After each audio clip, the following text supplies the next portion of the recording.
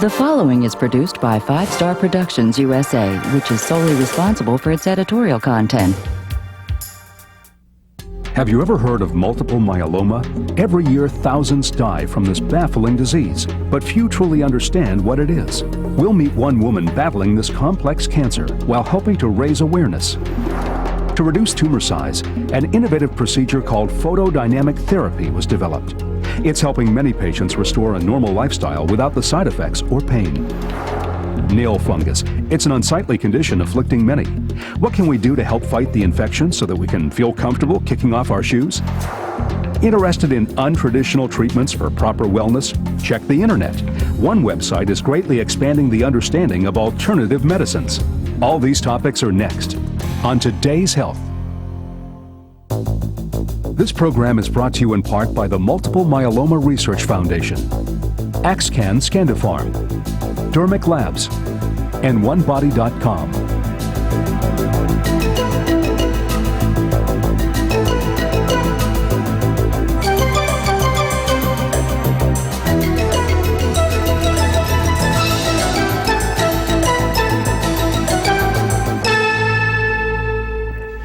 When people are faced with a life-threatening disease for which there is no cure, they're often left feeling confused and frightened. Hi, I'm Robert Urich, and welcome to Today's Health. A serious illness poses serious questions, and knowing where to turn to for answers can directly affect the quality of care received. For people suffering from multiple myeloma, there's a place they can turn to for guidance and support.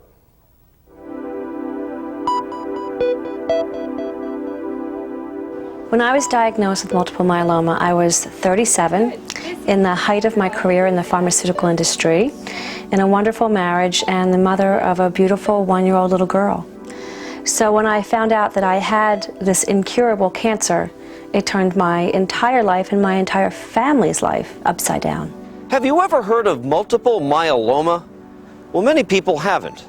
Not until one of their family members or they themselves have had to face this type of cancer. Multiple myeloma is a cancer of what are known as the B cells or plasma cells. Plasma cells normally make antibodies which help us fight infection. However, in myeloma, excess plasma cells are accumulating in the bone marrow, which crowd out the normal blood cells, and so that patients get low red blood cell counts, anemia, and fatigue. They get low white blood cell counts, which makes them susceptible to infection, and they get low platelet counts, which makes them susceptible to bleeding. Those plasma cells that accumulate in the bone marrow also mediate destruction of bone. My current treatment includes a drug called Iridia, which is a bisphosphonate, which helps prevent bone fractures. And that's one of the most devastating side effects that myeloma patients have. Approximately 50,000 people in the U.S. have been diagnosed with the disease. Each year, this cancer is detected in over 13,000 more people. Multiple myeloma is the 4th fastest growing cancer in terms of mortality. In order to advance research for multiple myeloma, developing treatments and search for a cure, one woman diagnosed with the disease and her twin sister created the Multiple Myeloma Research Foundation. I knew the first thing we had to do was to establish a foundation dedicated to myeloma. The first person I turned to for help was my twin sister Karen, who's an attorney, and she helped to establish the structure of the foundation. We're very fortunate in that Kathy is a marketing executive. She worked at a pharmaceutical company. She has a very strong marketing business background. And I have been a lawyer and a corporate lawyer. So we had this kind of diverse skill set. Uncovering the mysteries and developing solutions for a complex and baffling disease may seem like a daunting task. But great progress has already been made, and more is to come. Every day brings new information and greater hope. Stay with us as we learn more about multiple myeloma and the woman behind the foundation for funding.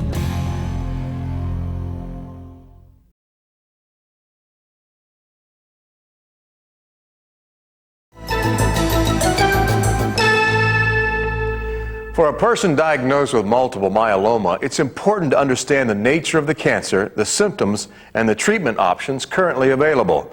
Finding out as much as possible about all aspects of the disease may help in coping and the choice of effective treatment options.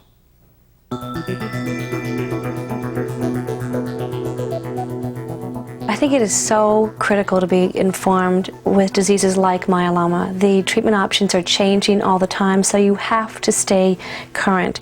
The best way to reach the MMRF is to go directly to our website, which is www.multiplemyeloma.org.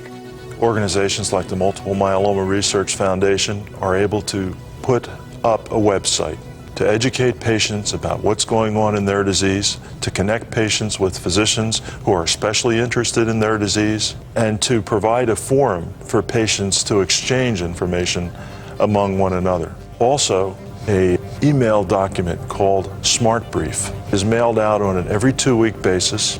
It's read by patients, it's read by physicians, and it puts everyone on the same page. As multiple myeloma becomes better understood, the treatments for the disease are developing rapidly. There are treatments which have definitely advanced the care of patients with multiple myeloma, improved their survival, improved their quality of life. First off, there's a lot of interest in what are known as stem cell transplants, and I think that that has shown a great deal of promise in prolonging the survival of many of these patients. But that in and of itself has not produced cures. The ultimate aim of the research that we fund is to find a cure. Our foundation won't stop working at breakneck speed like we are until a cure has been found. Funding and awareness efforts from organizations like the Multiple Myeloma Research Foundation are helping to pioneer better treatments and breakthrough therapies for this cancer. In partnerships with government and private industry, they are actively searching out the research that deserves additional grants in order to develop new treatment options and perhaps a cure. As hope continues to grow with those battling multiple myeloma, new treatments are emerging and innovative therapies are being researched and tested. The ideas on the horizon today may help people survive longer tomorrow, and the learning from this research may bring us ever closer to the cure. Well, the Multiple Myeloma Research Foundation is a foundation that really helps spur the research interests in myeloma, and it does so in at least 2 different fronts. One is to actually fund a lot of the beginning research. The other avenue that they really foster the research community in myeloma is they sponsor what are known as roundtable discussions, where several times a year they will bring together the leaders in the field for very intimate discussions and exchange of research ideas. Recently, high-quality, high-value research grants have begun to pay off. The first exciting area in myeloma, which is already making a difference for patients, involves novel drugs which target not only the myeloma cell, but also the marrow microenvironment in which the myeloma cell lives. An example of those class of drugs would be thalidomide. A few years ago, Dr. Barloghi's group at Arkansas showed that thalidomide works in about 25–30% of patients with advanced myeloma. We treated about 100 patients with a systematic evaluation of thalidomide, and we reported in the first 80 or so patients in the New England Journal a response rate of 30%, including some who actually achieved complete remission. Thalidomide, an oral agent, in combination with dexamethasone, another oral agent. Both of these drugs are not traditional chemotherapy drugs, and that has had very good success, and we are still testing it. There are many other drugs coming along, all of which have in common that they kill the tumor, sure enough, but they also act in the microenvironment for therapeutic advantage. Some modified thalidomide drugs, IMiDs, were designed with the intention to have greater anti-tumor activity and have less toxicity. The second class of drugs that's very exciting and we hope will contribute to the eventual cure of myeloma are those drugs that are going to be designed to specifically inhibit the growth circuits inside of myeloma cells that allow them to grow uncontrollably. Or on the other hand, novel drugs that are under development that will this time turn on the death circuit inside of myeloma cells, which for some reason is not in functioning as it does in normal cells. Winning great battles often requires great heroes. Right now, the patients, doctors, and researchers fighting on the front line in the battle against multiple myeloma are making tremendous sacrifices to beat this cancer. And every day, they are generating new hope and raising the probability of survival. I think the greatest motivation for me is my children. I would never want my children to look back and think that their mom didn't fight as hard as she could to be there for them. So every single day when I wake up and I have a full day, I think to myself, it's okay, because the whole point of this is for me to be there to raise them as long as I possibly can. Up next, treating nail fungus has never been easier, and a new approach to well-being starts with a keystroke.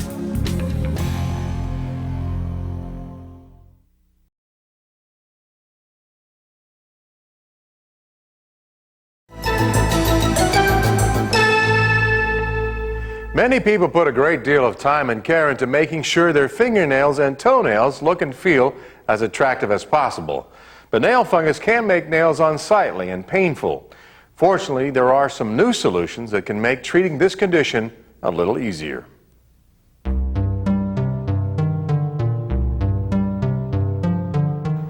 If you have a fingernail or a toenail that's infected with fungus, you're not alone. This problem affects over 30 million Americans. Those people that are great at risk for nail fungus are the elderly, patients who are immunocompromised, which may be patients that are diabetic or HIV positive, patients such as athletes. The nail itself may become increasingly painful. It may become thickened, discolored, brittle. It may split and may also separate from the nail bed underneath. One of the most common nail fungus conditions is called onychomycosis, and there are several alternatives to successfully treat it. Alternative treatments that are available for nail fungus include oral medications, topical medications, debridement or thinning of the nail plate, cutting of the nail plate, and actually removing the entire nail plate.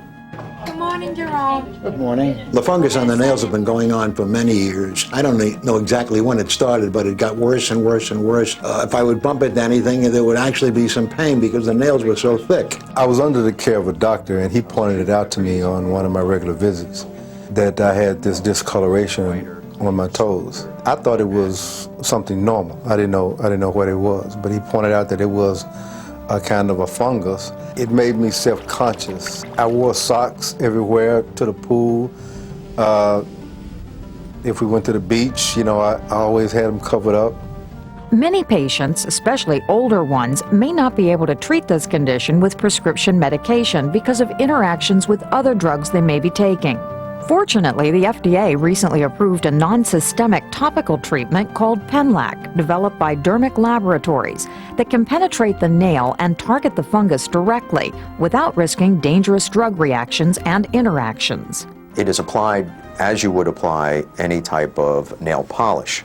It is applied daily and removed once a week. I tried it, and it's been like 4 months, and I've seen a vast improvement in my nails. All of the nails have improved. In particular, the growth that's coming up from the nail bed is clean and thin. It's not thick in that area. Now I walk around the house and with no socks on, and I don't get the jokes anymore. Conventional and alternative. Most of the time, these are descriptions you would put at opposite ends of the spectrum. But the battle against life-threatening diseases like cancer can create unlikely allies. Recently, some innovative theories have emerged that are bringing alternative therapies together with traditional medical science.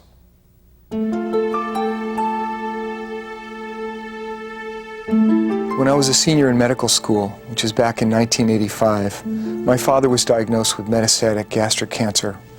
And unfortunately, his health declined very rapidly, and he died just about 4 months after his diagnosis. One of the most frustrating parts of that entire experience, not just for my father, but for all of our family members, was that it was so hard to find safe and reliable sources of information about complementary and alternative therapies.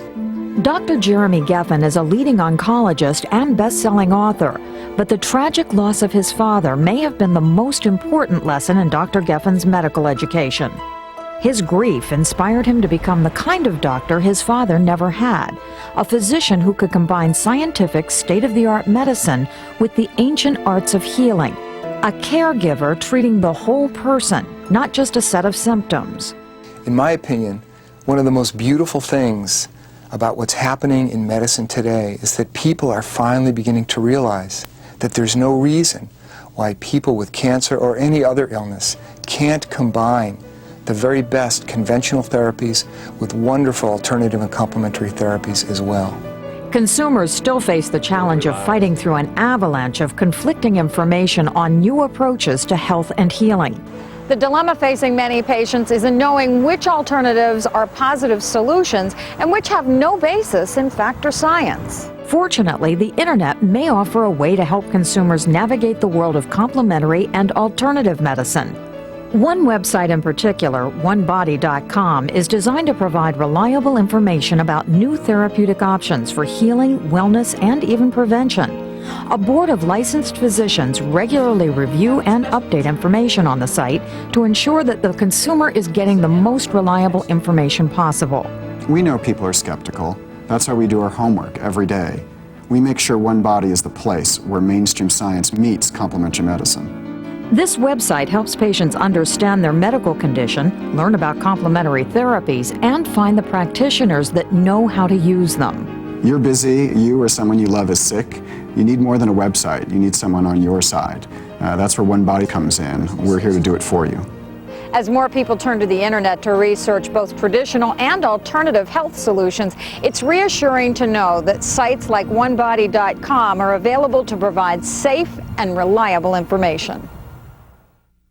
Surfing the net? Well, log on to our Today's Health website at vstar.com, where we feature information about every health topic we cover on this show, and much more.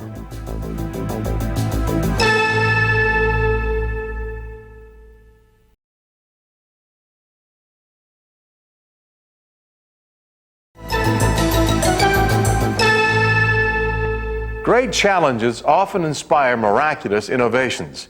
In the difficult battle against esophageal cancer, doctors and researchers have painstakingly searched for treatments to help improve the prognosis.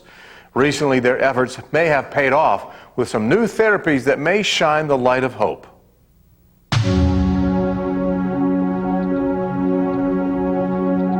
I understand that you've been diagnosed with lung cancer, is that correct? Right. We went down to the hospital and had a CAT scan done, and it showed a mass in my lung that was kind of hid behind the shadow of my heart. According to the American Cancer Society, in the United States there are over 12,000 new cases of esophageal cancer and over 164,000 new cases of lung cancer each year. The battle against cancer has inspired some innovative therapies that have brought greater hope and improved survival rates. Recently, people with esophageal or endobronchial non-small cell lung cancer have been given new treatment options that may improve their quality of life. One of the real problems with malignancy or cancer of the lung, as well as cancer of the esophagus, is by the time most patients present to the doctor, it's too late to be cured. The tumors have spread to areas where surgery is really not going to cure them. For those reasons, we worry about palliating the patients, try to improve their quality of life, since no matter what we give them, radiation, chemotherapy, surgery, we really can't extend their quantity of life. The opportunity for treatment of these tumors comes in the form of a laser light, which is used to trigger medication.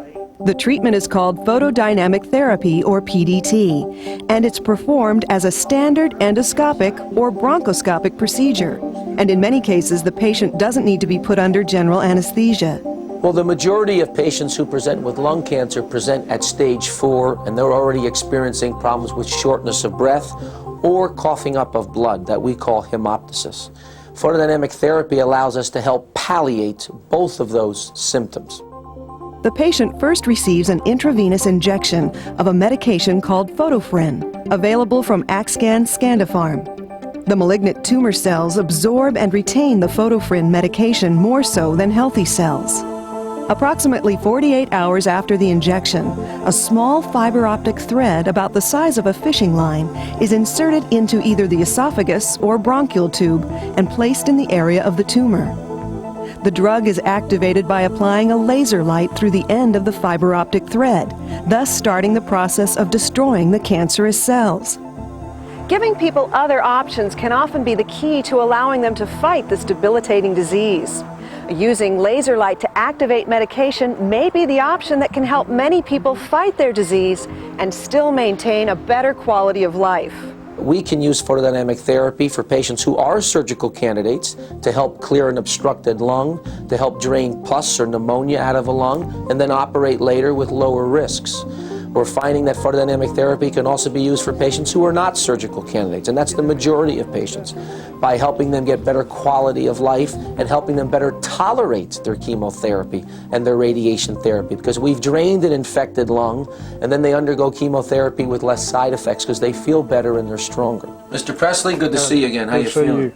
Well, we've done a couple treatments of photodynamic therapy. Tell me, how has it gone for you? Well, it's gone pretty good. I can breathe better, and I'm not spitting up as much blood as I was. Terrific.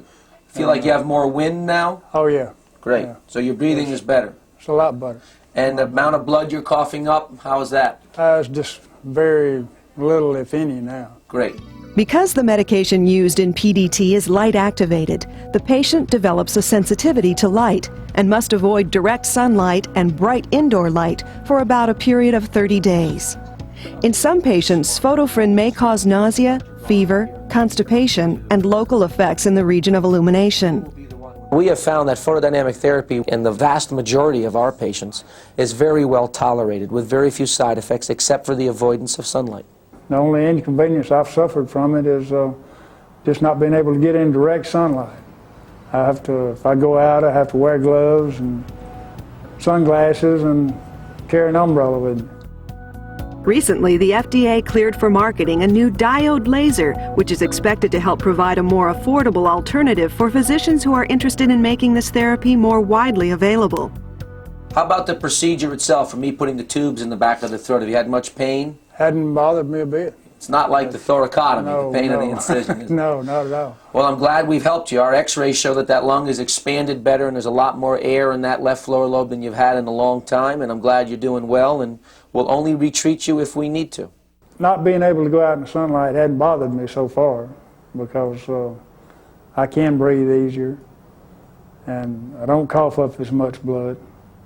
I hadn't coughed up hardly any blood since then. And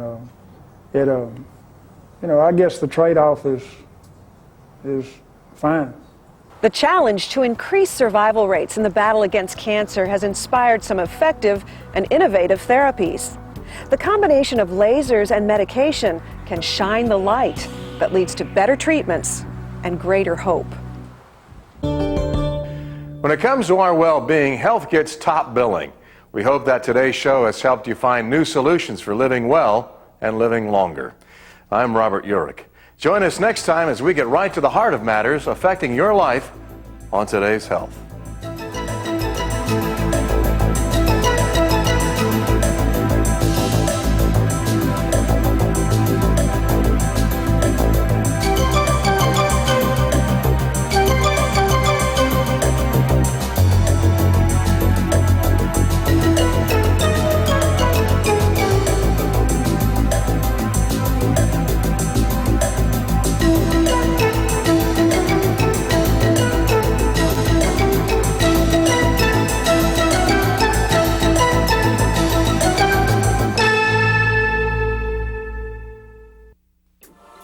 This has been a presentation of 5 Star Productions USA, which is solely responsible for its editorial content.